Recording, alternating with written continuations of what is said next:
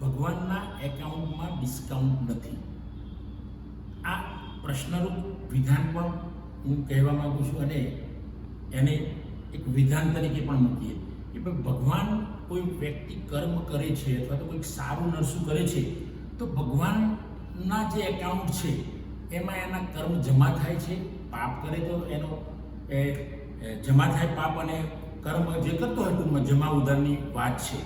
તો મિત્રો ઘણીવાર આપણને એવું લાગતું હોય છે કે ના, ભગવાનના ત્યાં એનું એકાઉન્ટ જબરજસ્ત ચાલે છે, એ કોઈને ડિસ્કાઉન્ટ આપતો નથી. પણ ઘણા બનાવો એવા પણ બનતા હોય છે કે જ્યાં આપણને એવું લાગે કે આ બધાને ડિસ્કાઉન્ટ જ આપે છે, અને હકીકતમાં બનતા બનાવો વાસ્તવિકતા, ધારો કે 5 વર્ષની દીકરી હોય એના પર કોઈ રેપ કરે અને એ ભલે જેલમાં જાય, રેપિસ્ટ માણસ હોય અથવા તો કંઈ પણ હોય તો એ માણસ જેલમાં જાય, પણ પેલી 5 વર્ષની દીકરી તો મૃત્યુ પામી, પેલાને જેલ થશે, બધી સજાઓ થશે, બરાબર છે, પણ પેલી દીકરી જીવથી ગઈ, એના મા બાપ ને કેટલી મુશ્કેલી, પરિવારને કેટલી મુશ્કેલી. ત્યારે આપણને એમ થાય કે હારું આ એકાઉન્ટ કેવું હશે, પણ કંઈક તો હશે, એની લીલામાં કંઈક તો હશે.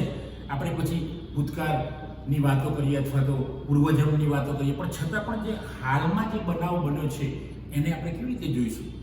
કેટલાક બનાવો મેં એવા નજર સમક્ષ જોયેલા છે કે એ વ્યક્તિઓને તરત જ બદલો મળી ગયો હોય. એવા પણ મેં ક્યાંક કેટલાક ગામોની હું મુસાફરી કરતો હોય તો નિરીક્ષણ કરેલું છે.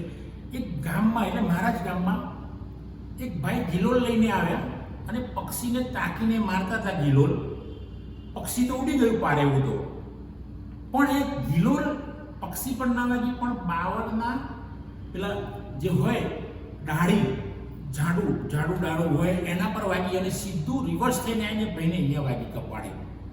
ભાઈનું ત્યાં બ્લીડિંગ ચાલુ થઈ ગયું. તાત્કાલિક એમને દવાખાને જવું. તો આ લાગ્યું કે ભગવાનનું એકાઉન્ટમાં ડિસ્કાઉન્ટ પેલા ભાઈને મળી નહીં. બીજો જેવો એક કિસ્સો મેં જોયો, એ પણ નજર સમક્ષ અથવા તો એ અમારી જાણકારીમાં જ બનેલો કિસ્સો. અમે 2-3 મિત્રો સાથે હતા.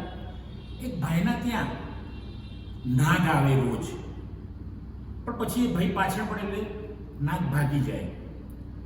બ્લેક કોબ્રા આપણે જેને કહીએ છીએ, લોકો એને ગોગબાવજી કે, દેવ કે, નાગ દેવતા કે, જે કહેવાય જેની માન્યતા.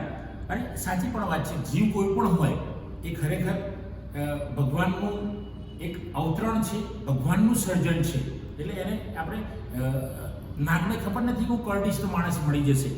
તો એ પેલા ભાઈના ઘર આગળ 2-3 દિવસ સુધી નાગ આવે, જતો રહે પાછળ લાકડી લઈને. એક દિવસ નાગ ઘાટમાં આવી ગયો અને ભાઈએ લાકડી મારી, 2-4 લાકડીમાં નાગને પૂરો કરી દીધો. મિત્રો હવે બની ઘટના એવી કે બીજા દિવસે 2 નાગ ત્યાંથી નીકળ્યા. આ અમે નજર સમક્ષ બનાવો બનેલા રોજના એની વાત કરું છું. અને 2 નાગ આવ્યા, એમાં પેલો ભાઈ ગભરાઈ ગયો કે આ તો પછી અમને તો જુદી જુદી અંધશ્રદ્ધાઓ ફસાય કે ભાઈ આને મારી નાખે એટલે બીજા દેવ પેદા થયા, નાગદેવ પેદા થયા, જે હોય શ્રદ્ધાની વાત અલગ છે. તો એની પાછળ પણ ભય પડ્યો, પણ એ તો ભાગી જ ગયા. બીજા દિવસે અથવા તો ત્રીજા દિવસે એમાંથી એક નાગ આવ્યો અને ભાઈને પગે ડંખી ગયો. ભાઈ જોકે દવાખાને ગયા, બચી ગયા. પણ મિત્રો, આ ડિસ્કાઉન્ટની વાત આપણે કરીએ છીએ કે ભગવાનના દરબારમાં ભગવાનનું એકાઉન્ટ જબરજસ્ત છે. બધા માનીએ છીએ કે ભાઈ પરમ શક્તિ કોઈ કામ કરે છે.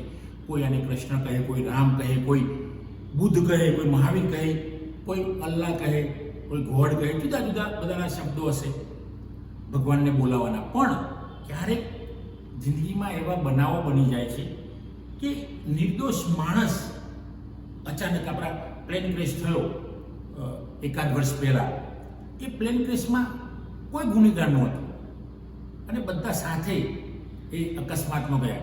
ગુનેગાર હશે કે નહીં આપણને ખબર નથી, પણ એ દિવસે જે પ્લેનની ઘટના બની એવા ગુનામાં કોઈ નહોતું. એના ભૂતકાળના ગમે તે ગુના હોય, પણ એમાં કેટલા બધા નિર્દોષો માણસો મરી ગયા અચાનક જ.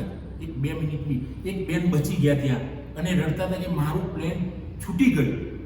અને એટલી જ વારમાં મેસેજ આવ્યા કે ભાઈ તમે જે પ્લેનમાં જવાના હતા એનો ક્રેશ થયો છે. તો બેન બચી ગયા. પેલા જે નિર્દોષ માણસો, ઘણી પબ્લિક હતી, આપણે સૌ જાણીએ છીએ.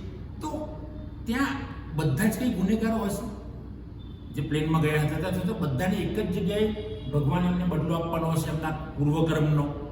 તો મિત્રો, આવું ઘણીવાર આપણને થાય છે.